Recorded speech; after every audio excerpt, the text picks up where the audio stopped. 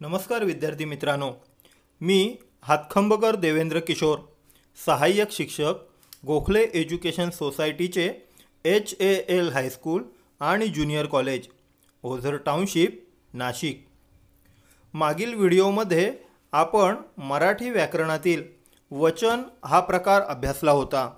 त्यामध्ये वचन ओळखणे, वचनाचे प्रकार, वचन बदलून लिहिणे इत्यादी गोष्टींचा अभ्यास व सराव आपण केला आहे।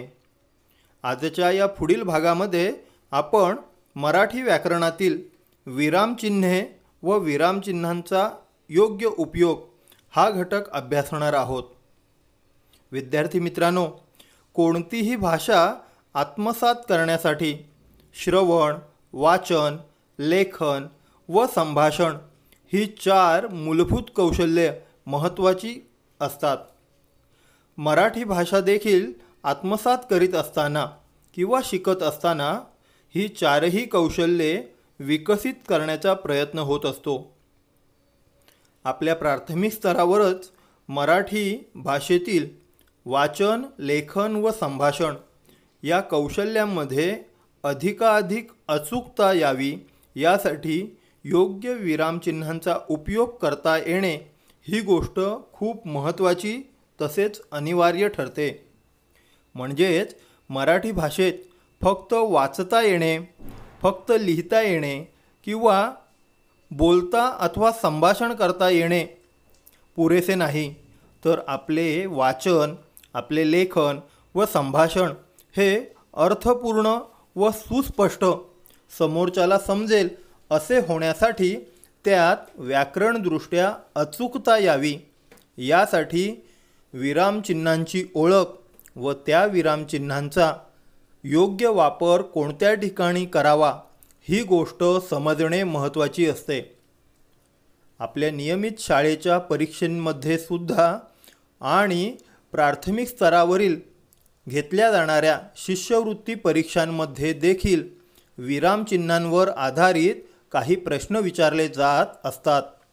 त्यामुळे विरामचिन्हांचा योग्य अभ्यास व सराव होण्यासाठी हा व्हिडिओ अत्यंत उपयुक्त आहे। सुरुवातीस आपण विराम म्हणजे काय व विरामचिन्हे ही संकल्पना समजावून घेऊ।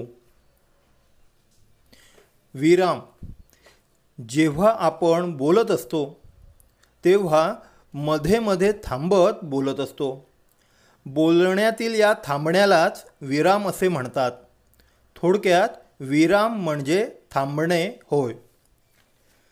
आपले बोलणे, आपले वाचणे हे एकसुरी नसते। आपल्या बोलण्यामध्ये कधी प्रश्न असतात, कधी आश्चर्य व्यक्त केले जाते, कधी आपल्या बोलण्यामध्ये आनंद व्यक्त होतो, तर कधी दुःख असते इत्यादी वेगवेगळ्या प्रकारच्या भावना आपल्या बोलण्यातून व्यक्त होत असतात। या वेगवेगळ्या भावना वाचताना व लिहिताना व्यवस्थितरित्या स्पष्ट व्हाव्यात यासाठी वेगवेगळ्या उचित चिन्हांचा उपयोग लेखनामध्ये केला जातो। म्हणजेच लेखनामध्ये विराम वेगवेगळ्या खुणांनी किंवा चिन्हांनी दाखवला जातो। या चिन्हांनाच विरामचिन्हे असे म्हटले जाते। मराठी भाषा लेखनातील महत्त्वाची असणारी विविध विरामचिन्हे व त्यासाठी वापरल्या जाणाऱ्या विविध खुणा अर्थात चिन्ह कोणती आहेत त्याची सुरुवातीला आपण ओळख करून घेऊ। पहिले चिन्ह आहे पूर्णविराम। येथे एक बिंदू, पूर्णबिंदू आपल्याला पाहायला मिळतो, तो आहे पूर्णविराम। दुसरं चिन्ह आहे अर्धविराम। पुढील चिन्ह आहे स्वल्पविराम। त्यानंतरचं चिन्ह आहे अपूर्णविराम। यामध्ये 2 पूर्णबिंदू एका खालोखाल एक आपल्याला पाहायला मिळत आहेत। त्यानंतरचं चिन्ह आहे प्रश्नचिन्ह। पुढील चिन्ह पाहतोय आपण उद्गार चिन्ह। एक सरळ उभी रेषा आणि त्याखालील पूर्णबिंदू असं हे उद्गार चिन्ह आहे। यानंतर पुढील चिन्ह आहे अवतरण चिन्ह। अवतरण चिन्हाचे 2 प्रकार आपल्याला पाहायला मिळतात। पहिला प्रकार आहे एकेरी अवतरण चिन्ह आणि दुसरा प्रकार आहे दुहेरी अवतरण चिन्ह. यानंतर पुढील विरामचिन्हाचा प्रकार आहे संयोग चिन्ह. एक छोटीशी आडवी रेषा हे संयोग चिन्हाचं चिन्ह आहे. त्यानंतर पुढील चिन्ह प्रकार आहे अपसारण चिन्ह. संयोग चिन्हाच्या छोट्या रेषेपेक्षा थोडी मोठी ठळक रेषा हे अपसारण चिन्हामध्ये आपल्याला पाहायला मिळतं. या विविध विरामचिन्हांची ओळख झाल्यानंतर या चिन्हांचा लेखनावेळी वापर केव्हा व कोठे करतात हे उदाहरणासह आपण पाहू. विरामचिन्हांचा वापर अथवा उपयोग. पहिले महत्त्वाचे विरामचिन्ह आहे पूर्णविराम. पूर्णविराम या चिन्हाचा वापर विधान अथवा वाक्य पूर्ण झाले आहे हे दाखविण्यासाठी केला जातो. उदाहरणार्थ वाक्य आहे मी रोज क्रिकेट खेळतो. हे वाक्य पूर्ण झाले आहे हे समजण्यासाठी वाक्यातील शेवटचा शब्द अर्थात खेळतो या शब्दानंतर पूर्णविराम हे चिन्ह दाखवले गेले आहे. तसेच मी सकाळी उठतो आणि शाळेत जातो. या वाक्याच्या अखेरचा शब्द शाळेत जातो या शब्दानंतर पूर्णविराम चिन्ह दाखविले गेले आहे. अशा प्रकारे वाक्य पूर्ण झाले आहे हे दाखविण्यासाठी वाक्यातील शेवटच्या शब्दानंतर पूर्णविराम हे चिन्ह वापरले जाते. तसेच पूर्णविराम चिन्ह काही वेळा शब्दांचा संक्षेप दाखविण्यासाठी आद्याक्षरांपुढे आद्याक्षर अर्थात पहिले अक्षर याच्या पुढे पूर्णविराम चिन्ह वापरले जाते. जसे की अनेकदा लेखन करताना शब्द पूर्ण लिहिण्याऐवजी आपण त्या शब्दाचे सुरुवातीचे अक्षर लिहितो व त्यापुढे पूर्णविराम देतो. उदाहरणार्थ डी पूर्णविराम के पूर्णविराम हातखंबकर हा माझ्या नावाचा संक्षेप आहे. अर्थात पूर्ण नाव देवेंद्र लिहिण्याऐवजी मी त्याचा संक्षेप डी केला आणि त्या संक्षेपापुढे पूर्णविराम हे चिन्ह दिले आहे. अशा पद्धतीने आद्याक्षरापुढे पूर्णविरामाचा वापर देखील केला जातो. तसेच दुसरे उदाहरण म्हणजे पत्रलेखनावेळी आपण लिहितो सा पूर्णविराम न पूर्णविराम वी पूर्णविराम पुन्हा वी पूर्णविराम असे 4 वेगवेगळी अक्षरं घेतल्यानंतर त्याच्या प्रत्येक अक्षरापुढे आपण पूर्णविराम दिला आहे असे अनेकदा पाहतो. हे मुख्य किंवा विस्तारलेल्या शब्दांचे संक्षेप आहेत. तर याचा विस्तारित शब्द कोणता असेल तर पत्रलेखनाची सुरुवात आपण करतो साष्टांग नमस्कार विनंती विशेष या अशा पद्धतीने शब्दांचा संक्षेप दाखविण्यासाठी तसेच वाक्य पूर्ण झाले आहे हे दाखविण्यासाठी पूर्णविराम या चिन्हाचा वापर केला जातो. यानंतर पुढचे चिन्ह आहे स्वल्पविराम. ज्यावेळी वाक्यामध्ये नामे सर्वनामे विशेषणे क्रियापदे इत्यादी एकाच जातीचे अनेक शब्द किंवा वाक्यांश एका पाठोपाठ आल्यास स्वल्पविराम हे चिन्ह वापरले जाते. उदाहरणार्थ वाक्य पाहू आंबा काजू फणस करवंदे ही फळे मला आवडतात. या प्रत्येक फळाच्या नावानंतर स्वल्पविराम देण्याची पद्धत असते. स्वल्पविराम चिन्हाचा अजून दुसऱ्या वाक्यांमध्ये देखील वापर केला जातो. तो प्रकार म्हणजे संबोधन दर्शविण्यासाठी देखील याचा वापर केला जातो. अर्थात आपण एखाद्याला हाक मारत असताना त्याच्या नावापुढे हे चिन्ह वापरले जाते. उदाहरणार्थ रमेश पाणी घे या वाक्यामध्ये रमेश याच्या नावापुढे आपण स्वल्पविराम दाखविणार आहोत. गुरुजी पहा ना, या वाक्यामध्ये सुद्धा गुरुजींना आपण हाक मारतोय, म्हणून गुरुजी या शब्दानंतर आपण स्वल्पविराम दाखविणार आहोत. विरामचिन्हांचा पुढील प्रकार आहे अर्धविराम. यामध्ये दोन छोटी वाक्ये उभयान्वयी अव्ययांनी ज्यावेळी जोडली जातात तेव्हा अर्धविराम हे चिन्ह वापरले जाते.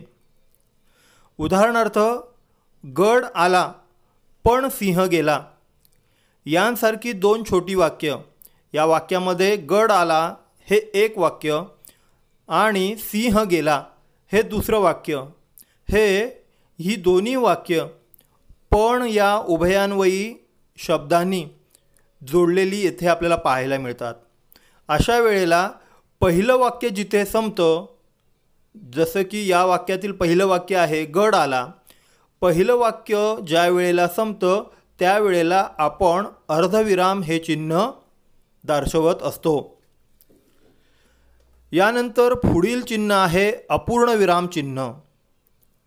अपूर्ण विराम चिन्हालाच उपपूर्ण विराम अथवा विसर्ग चिन्ह असं देखील म्हटले जाते. पूर्णविरामाचे दोन बिंदू एका खालोखाल एक दर्शविणे अर्थातच अपूर्ण विराम चिन्ह होय. अपूर्ण विराम चिन्हांचा वापर वाक्याच्या शेवटी अधिकचा तपशील देण्यासाठी तसेच आपले वाक्य स्पष्ट करण्यासाठी म्हणून जर द्यायचा असेल त्यावेळेला हे चिन्ह आपण वापरतो. उदाहरणार्थ, नामांचे प्रकार पुढील प्रमाणे. आता नामांचे प्रकार आपल्याला पुढे सांगायचे आहेत, त्यामुळे आपलं वाक्य जिथे संपतं त्या ठिकाणी आपण अपूर्ण विराम हे चिन्ह दर्शवित असतो. नामांचे प्रकार पुढील प्रमाणे. अपूर्ण विराम चिन्ह: 1. सामान्य नाम, 2. विशेष नाम, 3. भाववाचक नाम. यानंतरचे चिन्ह आहे प्रश्नचिन्ह किंवा प्रश्नार्थक चिन्ह. ज्या वाक्यात प्रश्न विचारला जात असेल तर त्या वाक्याच्या शेवटी हे चिन्ह वापरले जाते.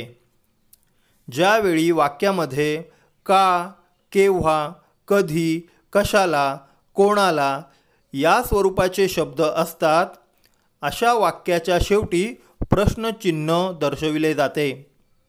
उदाहरणार्थ, तुझे पूर्ण नाव काय आहे? उदाहरण 2, सुरेश काय करतो? अशा स्वरूपाच्या प्रश्नार्थक वाक्यानंतर प्रश्नचिन्ह दर्शविले जाते. यानंतर चिन्ह प्रकार आहे उद्गार चिन्ह. एक उभी रेषा आणि त्याला खाली पूर्णविरामचा बिंदू यालाच उद्गारवाचक चिन्ह असे देखील म्हणतात.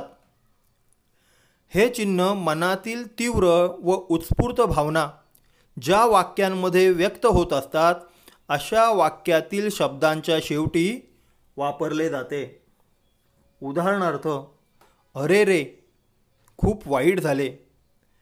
या दुःख व्यक्त करणाऱ्या वाक्यामध्ये अरे रे या शब्दांनंतर उद्गारवाचक चिन्ह दर्शविले जाते. तसेच बाप रे, केवढा मोठा अजगर या वाक्यामध्ये आपण पाहतोय बाप रे या भावना व्यक्त करणाऱ्या शब्दानंतर उद्गारवाचक चिन्ह दर्शविलेले आहे. पुढील विरामचिन्ह प्रकार आहे अवतरण चिन्ह. अवतरण चिन्हाचे 2 प्रकार आपण पाहतो. पहिला प्रकार आहे एकेरी अवतरण चिन्ह. एकेरी अवतरण चिन्ह हे वाक्यातील एखाद्या शब्दावर जोर देताना किंवा दुसऱ्या कोणाचे तरी मत आपण सांगतोय त्यावेळेला वापरले जाते. जसे की उदाहरणार्थ, सुभाषचंद्र बोस यांनी चलो दिल्ली ही घोषणा दिली. आता येथे सुभाषचंद्र बोस यांचे मत किंवा त्यांचे बोलणे आपण सांगतोय आणि त्यांचे मत चलो दिल्ली हे आपण एकेरी अवतरण चिन्हामध्ये या ठिकाणी दर्शविलेले आहे. अवतरण चिन्हाचा दुसरा प्रकार आहे दुहेरी अवतरण चिन्ह. बोलणाऱ्याच्या तोंडचे शब्द किंवा वाक्य दाखविण्यासाठी दुहेरी अवतरण चिन्ह वापरले जाते. जेव्हा कोणी दुसरा व्यक्ती बोलत असतो आणि ते आपल्याला दाखवायचं आहे किंवा लिहायचं आहे, अशा वेळेला बोलणाऱ्या व्यक्तीच्या नावानंतर त्याच्या तोंडातून निघालेले वाक्य आपण या दुहेरी अवतरण चिन्हामध्ये दर्शवत असतो. उदाहरणार्थ, गुरुजींनी विचारले, बाळ तुझे नाव काय? आता गुरुजींनी विचारले यानंतर गुरुजीने जे विचारले आहे ते वाक्य आपण दुहेरी अवतरण चिन्हामध्ये येथे दाखवले आहे. यानंतर येणारे विरामचिन्ह प्रकार आहे संयोग चिन्ह. छोटी आडवी रेषा ही संयोग चिन्हांची खूण आहे. या संयोग चिन्हाचा वापर आपण दोन शब्द जोडताना करत असतो. उदाहरणार्थ, दोन शब्द जे एकमेकांशी जोडलेले आहेत, संबंधित आहेत, असे शब्द लिहित असताना त्या दोन्ही शब्दांच्या मध्ये छोटी आडवी रेषा अर्थातच संयोग चिन्हाचा वापर आपण करत असतो. उदाहरणार्थ, विद्यार्थी प्रतिनिधी. विद्यार्थी आणि प्रतिनिधी हे दोन्ही शब्द एकमेकांशी संबंधित आहेत. अशा वेळेला विद्यार्थी प्रतिनिधी या दोन्ही शब्दांच्या मध्ये आपण हे चिन्ह वापरत असतो. तसेच आई वडील. आई आणि वडील या दोन्ही शब्दांच्या मध्ये आपण संयोग चिन्ह दर्शवित असतो.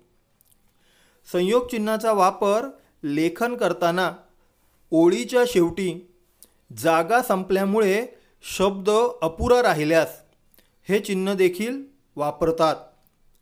उदाहरणार्थ, वाक्य आहे, श्यामने त्याला जबरदस्तीने पकडले. हे वाक्य लिहित असताना जबरदस्तीने हा पूर्ण शब्द ओळीच्या शेवटी लिहिता येत नाही आहे आणि त्यातील अर्धा शब्द आपण लिहून झाला आहे. त्यानंतर त्या ठिकाणी आपण संयोग चिन्हाचा वापर करून उरलेला शब्द नवीन ओळीत आपण लिहू शकतो किंवा लिहत असतो. अशा वेळेला या संयोग चिन्हांचा उपयोग केला जातो. यानंतरचा विरामचिन्हाचा प्रकार आहे अपसारण चिन्ह. या चिन्हालाच स्पष्टीकरण चिन्ह असे देखील म्हटले जाते. संयोग चिन्हापेक्षा थोडी मोठी असणारी आडवी रेषा ही अपसारण चिन्हाची खूण आहे. हे चिन्ह बोलता बोलता विचार मालिका तुटल्यानंतर आपण जेव्हा थांबतो त्यावेळेला वापरतात. तसेच वाक्यात काही स्पष्टीकरण द्यायचे असल्यास त्यावेळी देखील हे चिन्ह वापरले जाते.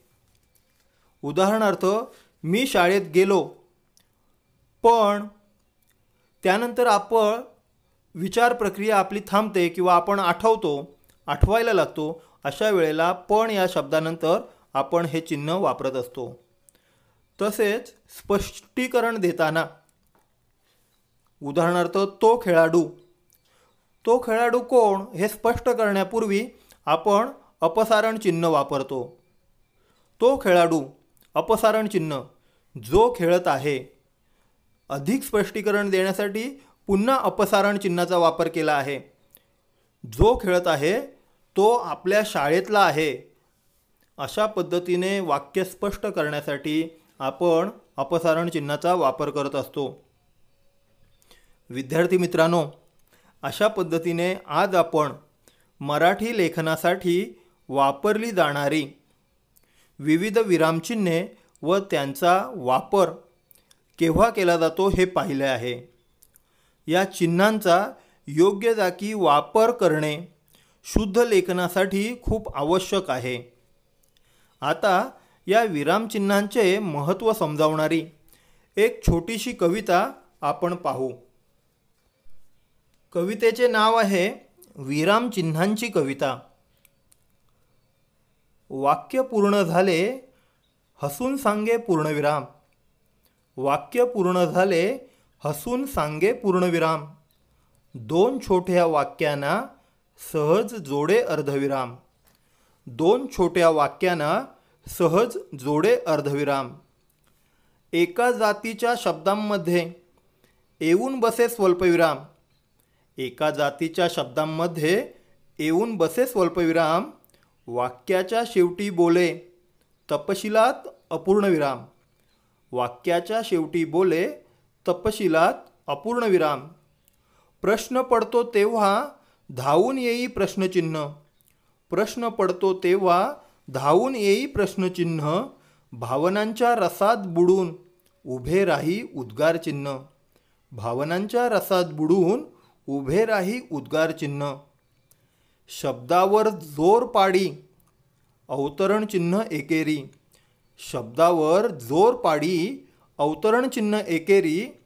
कुणी बोले तिथेच दिसे अवतरण चिन्ह दुहेरी. कुणी बोले तिथेच दिसे अवतरण चिन्ह दुहेरी. कुठे घ्यावा विराम हे चिन्ह सांगे अचूक.